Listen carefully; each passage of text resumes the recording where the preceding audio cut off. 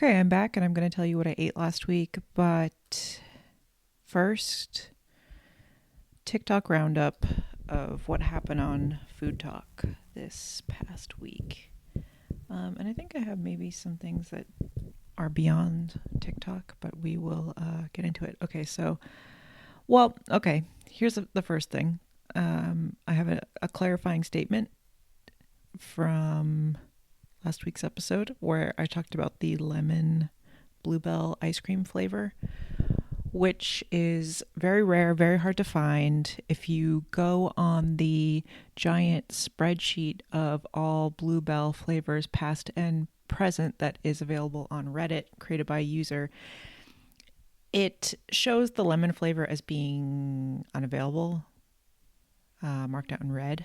I wrote a note to them to say that it is available in select grocery stores and that they needed to update their spreadsheet. I don't know if they did or if they'll ever even see my comment on Reddit. It's kind of an older thread that people are still actively commenting on, so I don't know. But anyway, I just want to say that even though it's not my favorite flavor and it does kind of taste like the limoncello flavored LaCroix, it does scoop like a dream. It has a great scoop to it. Often the bluebell ice cream in my freezer will get really hard and be hard to scoop. And side by side, because I'll take a couple containers out at the same time when I scoop out ice cream in the night, because Brian will want a different flavor than me, or I wanted a little of both flavors. And time and time again, every single night, the lemon was the perfect consistency. Scooped butter isn't even the right word, like room temperature butter. It was perfect. So I don't know, they got the recipe right on that. And I actually got a new bluebell flavor. It's new to me, the Millennium Crunch. It's vanilla with chocolate and caramel chunks and then assorted nuts. And for the longest time, I thought that sounds stupid and gross. Why would you want ice cream with nuts in it? But it is nice. And so far it does have a really nice scooping consistency. But usually my ice creams do on day one because they've been in my car. So they're a little bit softer overall. We'll see on night two, whether or not it firms up beyond scoopability like the majority of them do. But I will say that, I guess I've also avoided it because it's like, oh, it's just like a vanilla base. But the people of Reddit are correct in that bluebell vanilla, it does taste different and it is really good. And it is like the MSG of vanilla ice creams, I will say.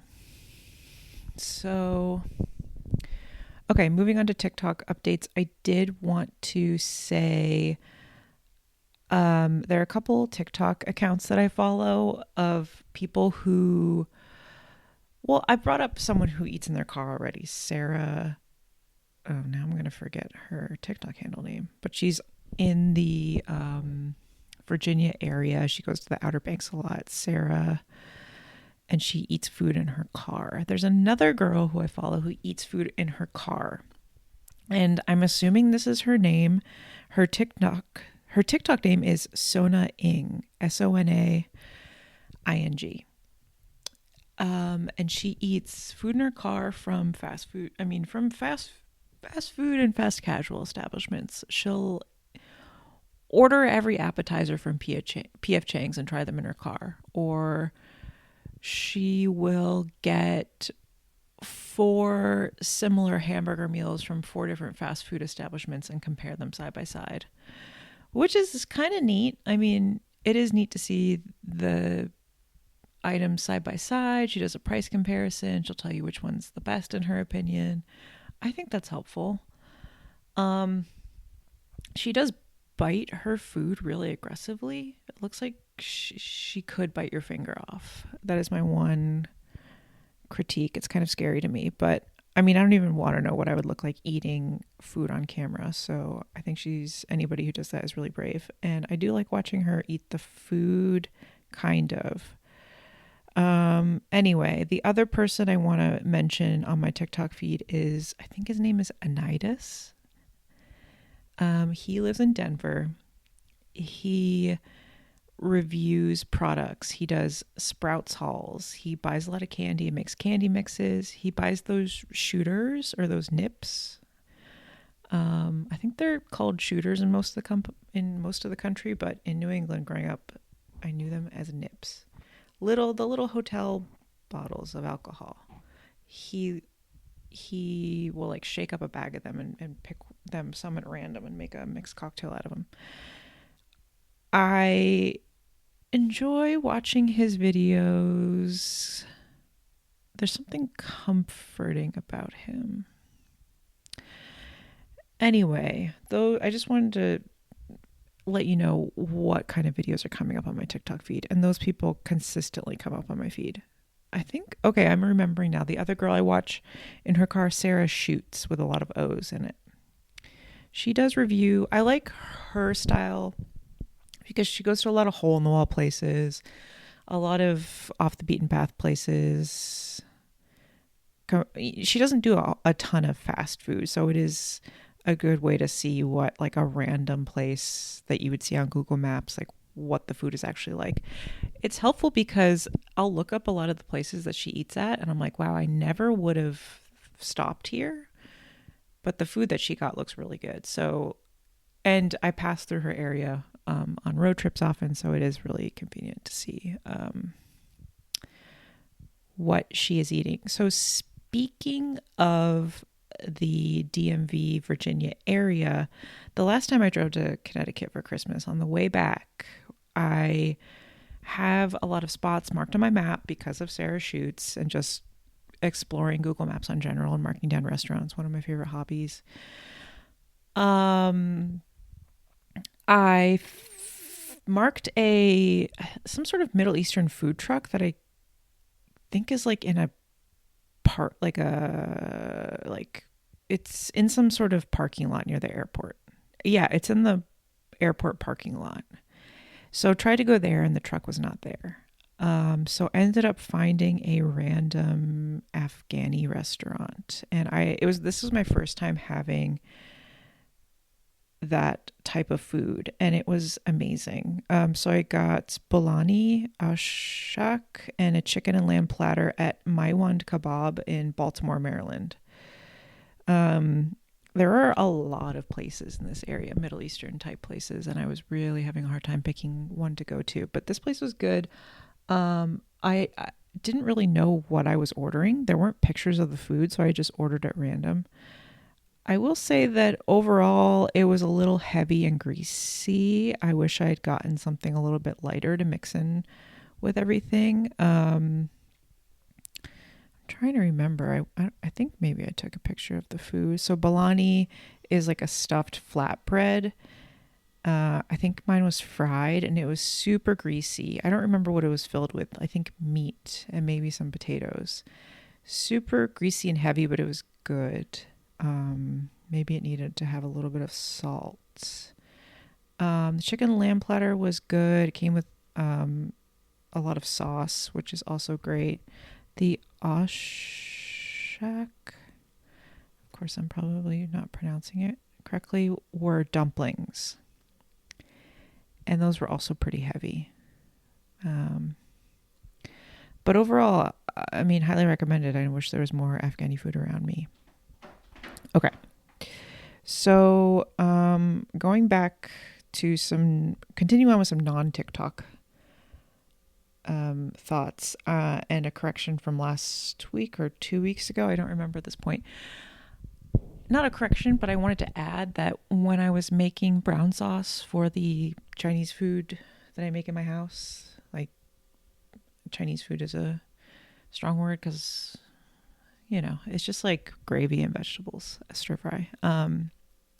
Chinese style food that I make pretty often, I used leftover rotisserie chicken as part of the protein in the dish, but I forgot to mention that I used some chicken stock. But what I did is I took all of the chicken juice at the bottom of the bag. You know, when you put your rotisserie chicken in the fridge and all the juice collects at the bottom and turns into a jelly, I scraped all that jelly out, and there's a lot of it, and used that as the sauce, which I highly recommend doing. And the other thing I wrote down is that, and this is something I brought up last week, selling things in 7. I was eating those terrible ice cream sandwiches, the Toll House cookie sandwiches that were sold in packs of 7, and it makes you feel like you're missing something. Like no one sells things, and you know what I mean? Like obviously it's been reduced from another number because that's not a common number to sell things in. So I'm buying pre-sliced cheese, which I know is stupid, but they were on sale. The Tillamook cheese slices, they were like buy one, get one. So I got sliced cheddar, and they come in packs of 9. And it's fine because I'll get 3 sandwiches out of it if I use 3 slices per sandwich. But here's the thing. I really think that you should only be selling things in multiples of 6 and 12, because 6 and 12 are divisible by both 2 and 3. If that makes sense. Like 9 is divisible by 3, but not 2. 8 is divisible by 2, but not 3. I think we should be sticking to 6 and 12. Half dozen, dozen. That's why the dozen is so popular, I think. It makes sense, you know, you want to you can divide it amongst 2, 4, 6, or 3 people. Not 5. It's not going to be perfect with 5, but that's what I think we should be sticking to. Okay, and my last thought is I've been really wanting pretzels. I think I talked about it in my last episode, which was a archival episode, and Isaac Mizrahi came on my feed, and he was eating the biggest soft pretzel I've ever seen in Pittsburgh somewhere. He did not name the restaurant, unfortunately. Huge. It was a huge soft pretzel. It came with multiple sauces, and I didn't realize this, but because I know Isaac Mizrahi from watching my mom watch QVC as a clothes guy. I didn't realize that he also does food content until he started coming up on my TikTok feed. I brought it up with my mom. She said, yeah, he's always done food stuff. So that's news to me. The pretzel looked amazing. He just ate a bite of it, which I thought was ridiculous. Another thing that my mom said on my phone call with her was, we're talking about limoncello, because she was watching like a Sarah Moulton program on PBS where she made limoncello, I think in Tuscany. And my mom said, why do they spell limoncello with an I instead of an E? Why is it limoncello? And I said, because it's not English. I think she thought it was like an English word that someone made up. Okay, so that's all I got. Sorry, I don't need to talk poorly of my mother, but I did think that was funny that she was confused by that. Because they were in Italy making limoncello. It's such an Italian thing, right? Okay. So I'm going to get into it. October 20th, 2025. It was a Monday, 7:30 a.m. Counterculture coffee with half and half, and a bowl of bran flakes with milk. 11:30 a.m. Leftover baked fusillotti and 2 cups of coffee with heavy cream at the office. 7 p.m. Frozen Rayo's pepperoni pizza and romaine lettuce with pecorino romano, black pepper, and creamy Caesar dressing made at home. 8 p.m. Bluebell chocolate chip cookie dough ice cream. So I don't know if you remember, I think I was still in Chicago at this point and I didn't have a chest freezer, but every so often Whole Foods will put all of their frozen pizzas at 50% off. I think they're like clearing out for the holidays. I don't know what they're doing, but I remember this happened when I was in Chicago, and lost my mind. I didn't have enough freezer space for frozen pizzas. And I said, I wish I had a chest freezer. Now I have a chest freezer, so when frozen pizzas go on sale, I can buy them in bulk. I do love that part of my life. So Whole Foods is again having a 50% off frozen pizza sale, except it's only select pizzas. And it's like the pizzas that I don't want. It's like cauliflower crust pizzas. But they did have the frozen Rayo's pizza. I think people argue about how to pronounce this, Rao's or Rayo's. I don't know. My mom says Rayo's, so that's what I'm going with.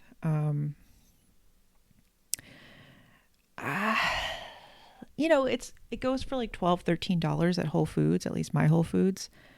So I got it for $6 something. I wouldn't buy it again, even if it were on sale, to be honest. It is very doughy. And maybe that's a selling point for people. It's like, oh, it feels like real dough. But it's too doughy. And the dough to topping and cheese ratio is very poor. There's not a lot of cheese. They really skimp on the toppings. And it feels very bready. And it's not even like, it's like, yeah, it feels like New York style dough, kind of, but it's still a frozen pizza.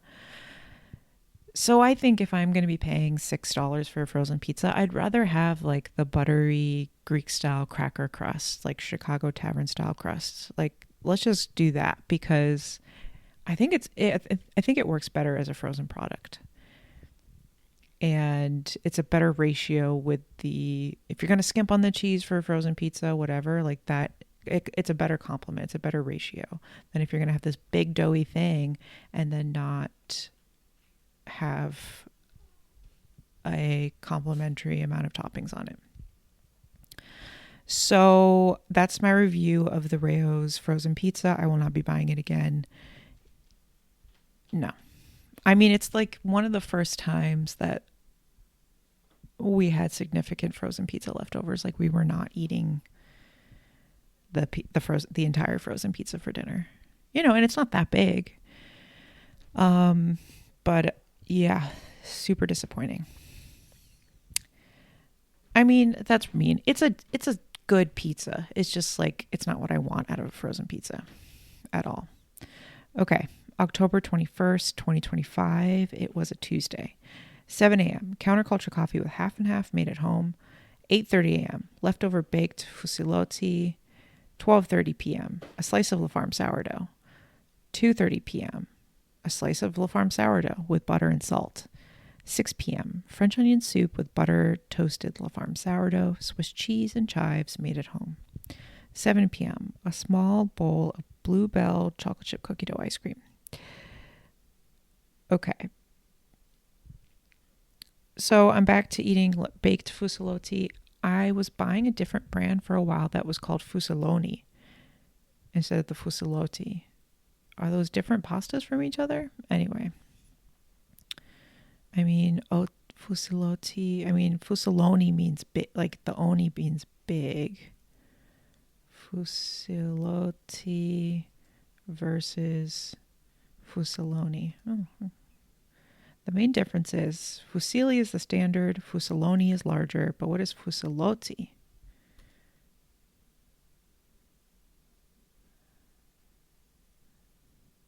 I don't know.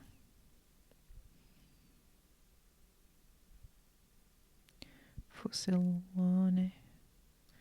I don't know, you guys. Anyway, I have a note here to talk about the slices of bread I was eating out of desperation. Ate a plain slice of bread for lunch. That's really sad. A couple hours later, I decided to put butter on it, like a human. And I just want to say that reminded me of the 90s. It tasted like the 90s. It tasted like eating pasta with a side of bread and butter for dinner because your mom's busy and that's all she can make you. That's my thought on that. Really brings you back. And then I made French onion soup. I was working from home. I had time to caramelize the onions properly for I caramelized them for at least 3 hours. And It was good. I think it's a little rich. It needs a side salad, and I don't know if I'm going to make it for dinner again. Brian thinks it's perfect. A very small crock of rich onion soup with the toasted bread, with the cheese melted over it. I don't know. It's a little rich, and let's see. I pretty much made it the same way that I made it before. I didn't have any wine or anything or alcohol, so it was just sort of chicken stock and thyme and a little flour. It was good though. And then I'm eating tiny, tiny bowls of the chocolate chip cookie dough ice cream at night. I'm rationing it because I don't have that flavor at the Food Lions around my house. October 22nd, 2025. It was a Wednesday. 7:30 a.m. Counterculture coffee with half and half and a bowl of bran flakes with milk. 11:30 a.m. Leftover baked fusillotti, 2 cups of coffee with heavy cream, and a miniature package of 3 SweeTarts at the office. 6:30 p.m. Neiman Ranch bratwursts, roasted golden pinto potatoes with chives and lemon, and arugula with lemon, Brightland olive oil, and black pepper made at home. 7:30 p.m. Small bowl of Bluebell chocolate chip cookie dough ice cream. I gotta say, this baked fusillotti is like the perfect thing to bring to the office. I used a bunch of Fretz mozzarella and ricotta in it. And then, as I mentioned before, I make it al dente so that when I re-microwave it at the office, it's perfect. It's not overdone. And the office Halloween candy was restocked, but I sort of got there a day or two too late and got leftovers again. But there were packages of, I guess they have sour Smarties now, which I don't know. Smarties are kind of gross to me. They taste like Necco wafers, like chalk. A sour version sounds great, but I do love a sweet tart. So I grabbed like a miniature package of sweet tarts. They sell them in these things that look like a Crystal Light packet. It's like a long skinny thing, and there were 3 sweet tarts in there. Sweet tarts, I think, unless my memory has changed, I think they've changed them. They don't have the same tartness. Like the tartness wears off almost immediately. It's not sour throughout like it used to be. So that was disappointing. But I don't know. I mean, my dad always talked about sweet tarts when we were little and all the memories he had of eating sweet tarts growing up. And his memory of them was that they were as big as his hand. I don't know if that's a false memory or if they used to be big. But so I don't know if I'm having a false memory about them being more sour. But I just think in general, the quality of everything has gone downhill, unfortunately. These Neiman Ranch bratwursts, whenever they're on sale at Whole Foods, I'll grab them. They are good. And I roast these potatoes for like an hour on 425 with olive oil on some parchment paper. And in like the last 15 minutes of cooking, I'll throw the bratwursts in there and rotate them like halfway through so they get brown on both sides. And then I took them out and put chives and lemon all over them with some lemon. I cut off some lemon cheeks and squeezed the lemon all over. And then I made a quick arugula on the side with the leftover lemon and some olive oil and a ton of black pepper. Okay. October 23rd, 2025. It was a Thursday. 7:30 a.m.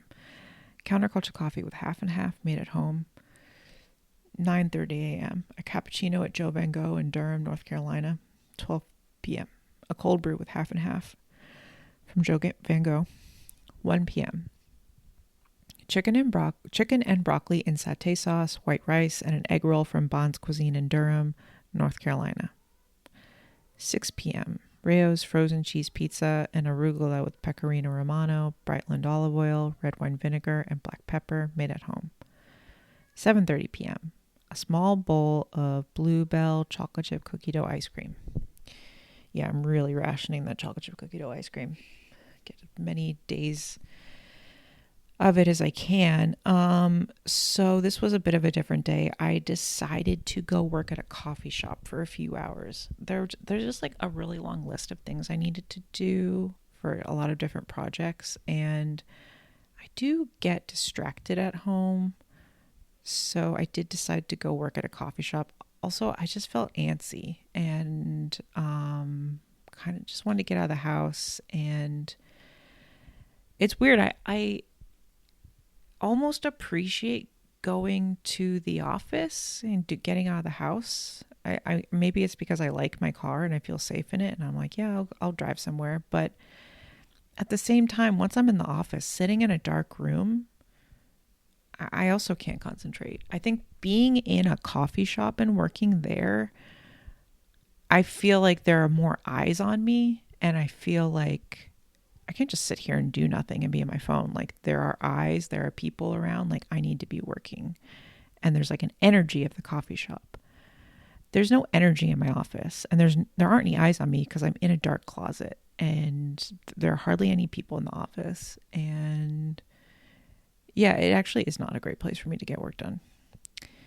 So this was a good experience. I would probably go back. I did a lot of research on what the best coffee shop was in Durham to work at. People recommended the Durham Hotel lobby, and then I guess there's a roof deck too that's nice. I really wanted to go to one of the Cocoa Cinnamon cafes and work because they're really big, but I heard that it's hard to find an outlet. And I looked at the photos of Joe Van Gogh on Google Maps, and it looked like they had a lot of outlets on the wall. Turns out I forgot my laptop charger anyway, so it doesn't matter. It didn't end up mattering, and my laptop battery is actually pretty good. So yeah, it didn't matter overall, but I liked the Joe Van Gogh experience. I ordered a cappuccino. They said, do you want a 6 or 12 ounce? Which I didn't know that was an option. Got a 12 ounce cappuccino, and it was super dry. It was perfect. Super dry, like just drinking foam, basically. It was lovely. And then I got a cold brew on my way out, which was okay. They also had a nitro, which was cheaper. I'm not sure why. It was fine. I don't know if I would get it again. I love the cappuccino though. I think they brew their own, or they roast their own coffee, which I've never had, but I might consider getting a bag. They also had a lot of food. They had a lot of pre-made sandwiches. They had like a ham sandwich. They had breakfast sandwiches. I don't know. I would consider it, but I just didn't.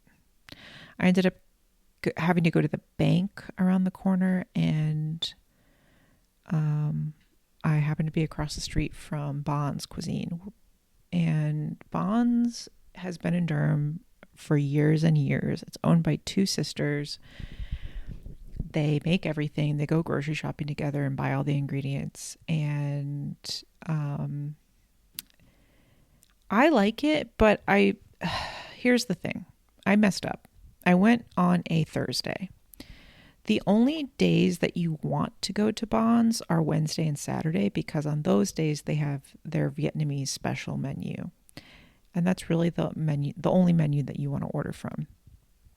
And they're known for their vegetarian special on that day, which is a fried tofu platter with black bean sauce, sticky rice with sesame seeds and ground peanuts, and then a vegetarian salad roll. That is the thing to get. They also have some other great Vietnamese items that are super light and lovely. So the rest of the week, though, they have their regular menu that's more Chinese, and they have like Chinese specials. They'll have like sesame chicken and ginger chicken. And anyway, I got this order, and first of all, it spilled everywhere on my drive home, which is not really their fault, but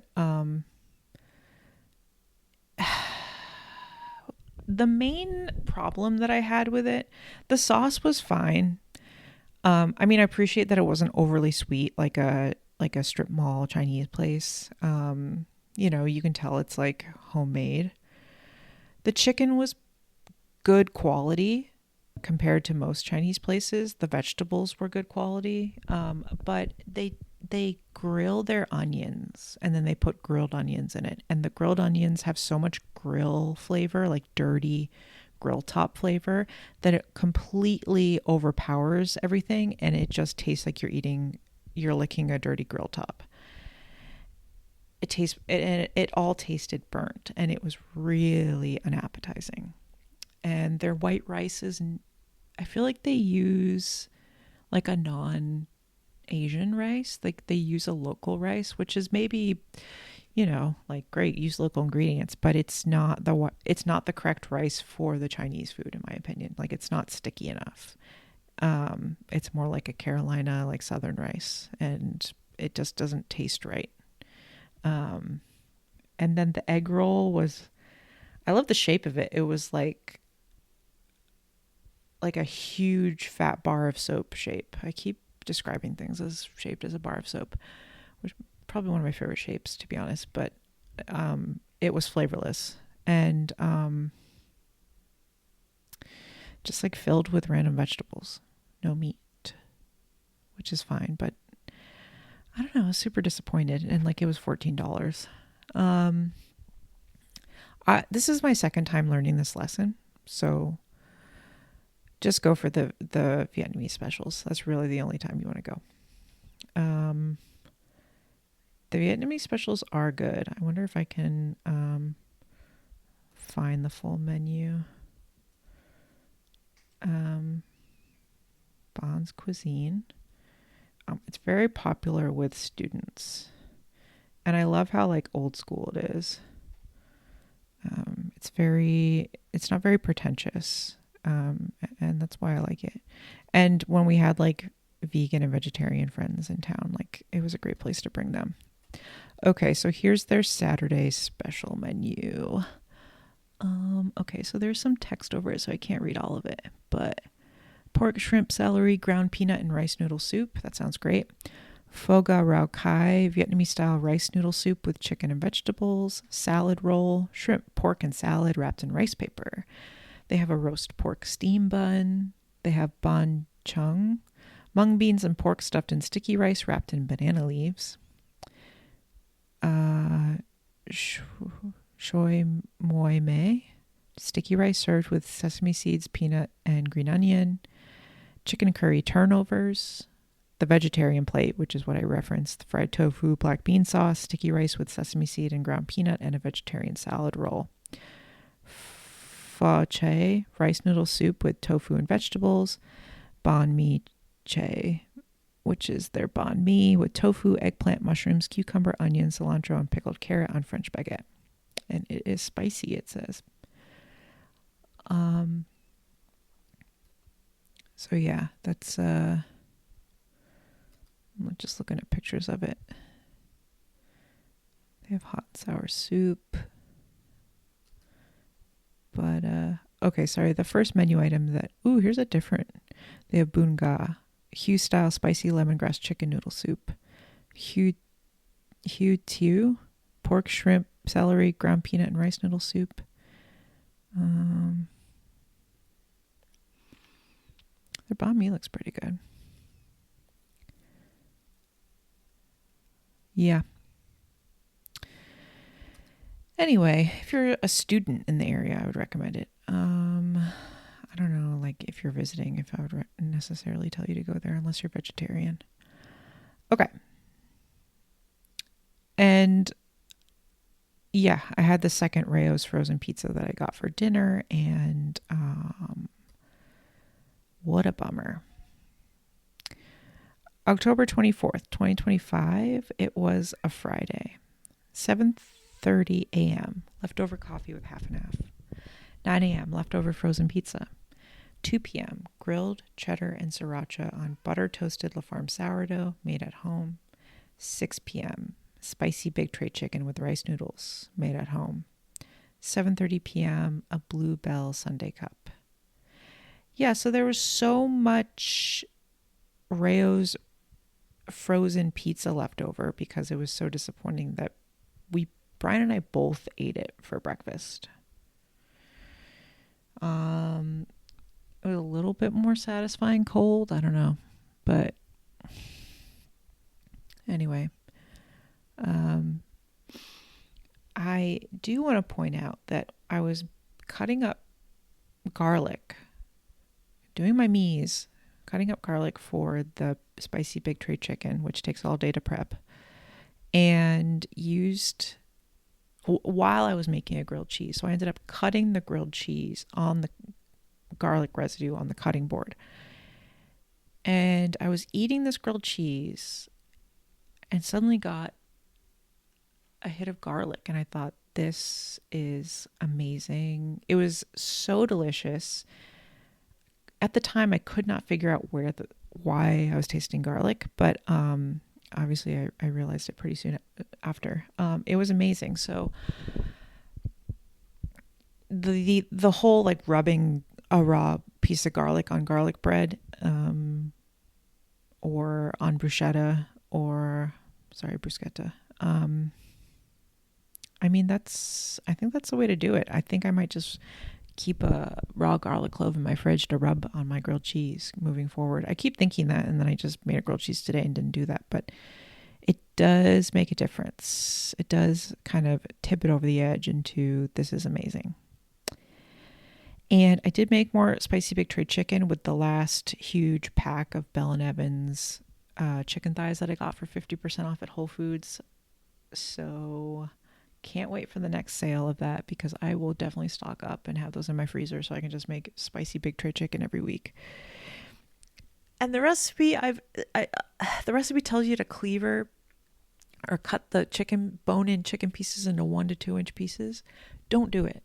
Don't go through the hassle of that. Just buy chicken thighs. Buy like good quality small chicken thighs. And once you double fry them, they basically turn into 1 to 2 inch pieces, and they're perfect. And you put them in the sauce.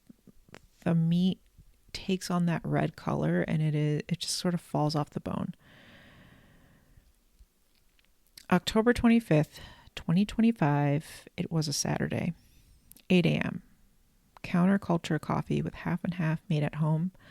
11:30 a.m. Grilled cheddar and sriracha on butter toasted La Farm sourdough made at home. 1:30 p.m. Lemon posset made at home. 3:30 p.m. A bowl of bran flakes with milk. 7 p.m. Leftover spicy big tray chicken with rice noodles. So Brian had to work. It was a harvest festival at his work, and he had to go in and work.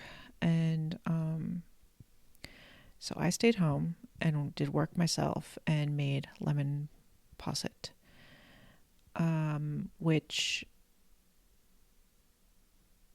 I've seen for years now, people on TikTok making this. I know it's trendy. People on Instagram, I think. Instagram is where I saw it first. People making lemon posset. And I thought, if it's so easy and 3 ingredients, why isn't everybody making this? There has to be something wrong with it. So I never really made it. I always thought in the back of my head, I'm going to make this one day. Anyway, I found a bag of lemons on sale. So I bought them. And I thought, I will do something with this, but I don't know what. And then it occurred to me I should make lemon posset. I think I was inspired by how bad the lemon bluebell ice cream was. And I was like, I can make something better. And I have all these lemons. Now's the time to do it. And I also happen to have a random quart of heavy cream in my fridge that I bought on a whim and didn't have a plan for. So I had some other thoughts about this before I get into the actual recipe of it, but what were they? They'll come to me. So I reserved a couple lemons for cooking, and I ended up cutting about 6 lemons in half, I think, juicing them. And, well, let me first I did a quick scan on the internet to see if anybody reputable had a recipe.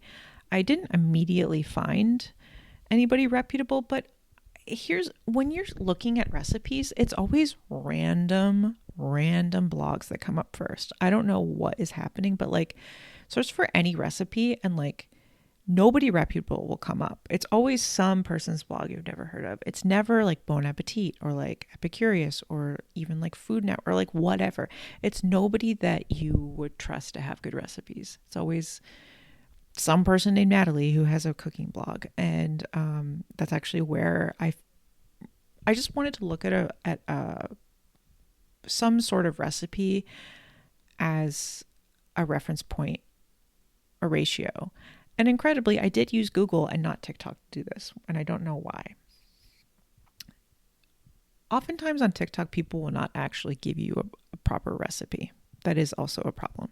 So I did just want, give me a ratio. Like, I think I can just make this because I have enough experience cooking. I can figure this out. Just give me a ratio. So I saw this person named Natalie. She made them with 2 cups of heavy cream, 2/3 cup of granulated sugar, and I think juice from 2 to 3 lemons. It was like 3 tablespoons of lemon juice. Here's what I ended up doing. I used about, I would say 2¼ cups of heavy cream. And I juiced all 6 lemons because if I'm cutting 6 lemons open, I'm going to juice them all. I mean, I could have frozen some of the juice, but I ended up using all of the juice, which was probably half a cup. And I used probably 2/3 the amount of sugar that she suggested. So I don't know. Less than half a cup, I would say. I really decreased the sugar. So what I did was I initially used 2 cups of heavy cream with the half a cup of sugar, and it was too sweet. So I added more cream, which brought me up to the 2¼ cups. So I'm glad I didn't use the full sugar amount because it was too much. And then even with the lemon juice added, it was too sweet because lemons are sweet. So, and then I did add a touch of salt. I think you always need it in a dessert. I don't know why people don't add it in their recipes. It's actually insane to me. And I was worried that adding all that extra lemon juice would ruin it, but it's the lemon juice that helps it set. So it's not really an issue. And it did set beautifully. And I had a ton of leftover filling. So I ended up putting it in jars, like little pudding glass, like jam jars. So I did love it. Brian actually ate all of the lemons in one night. Well, we both did.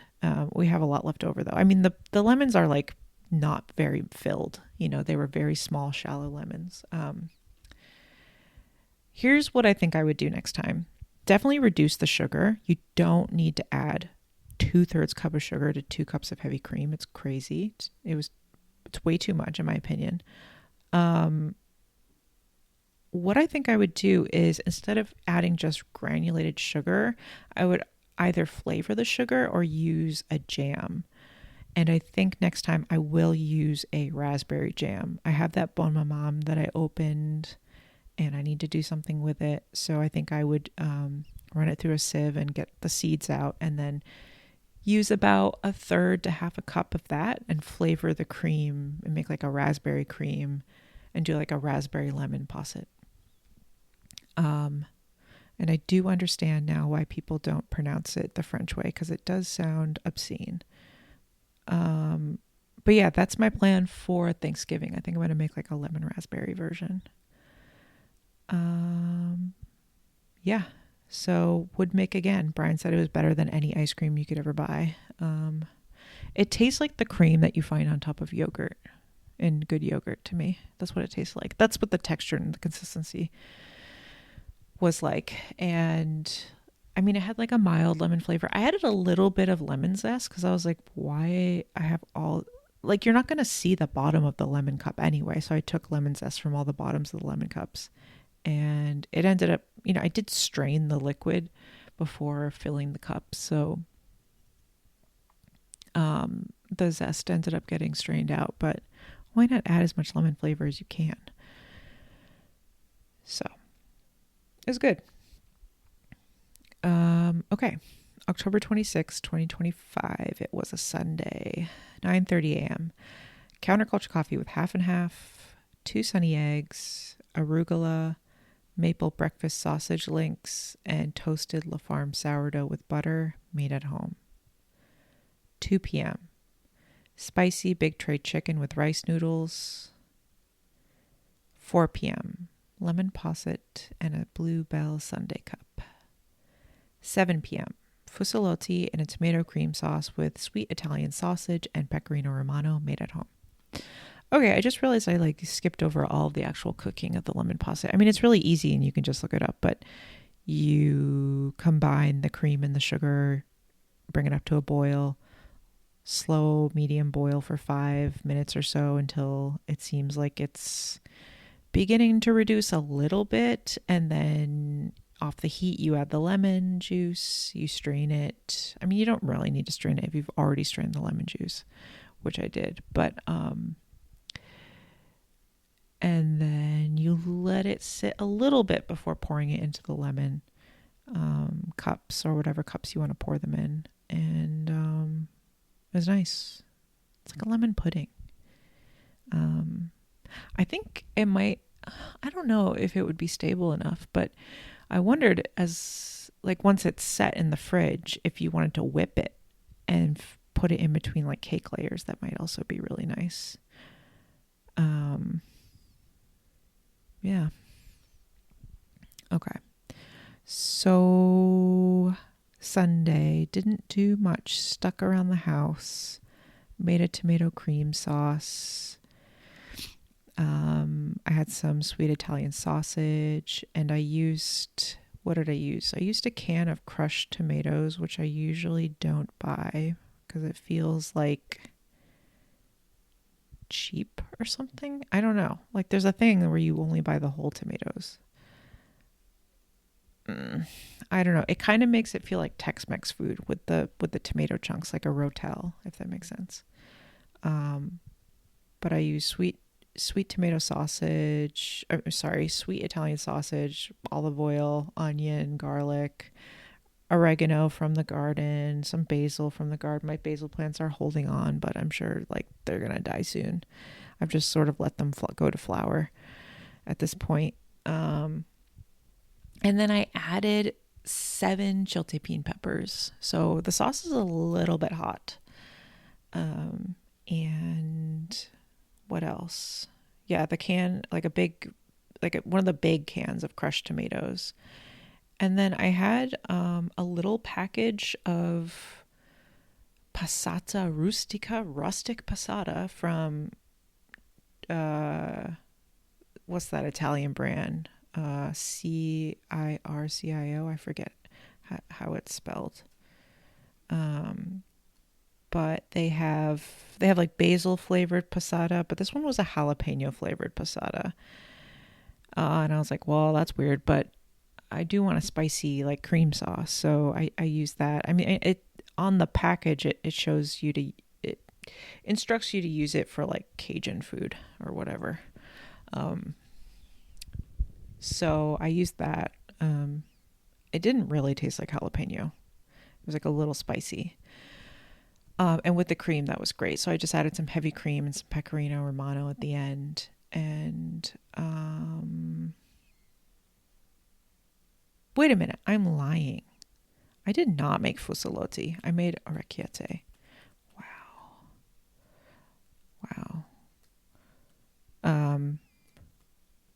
Orecchiette and tomato sauce. I just made a single serving for Brian and I because I didn't do the baked pasta because Brian did not go into work the next day. So didn't do that. So I do have a bunch of leftover tomato sauce, and then I've been cooking it off with and adding cream and cheese as I cook it off.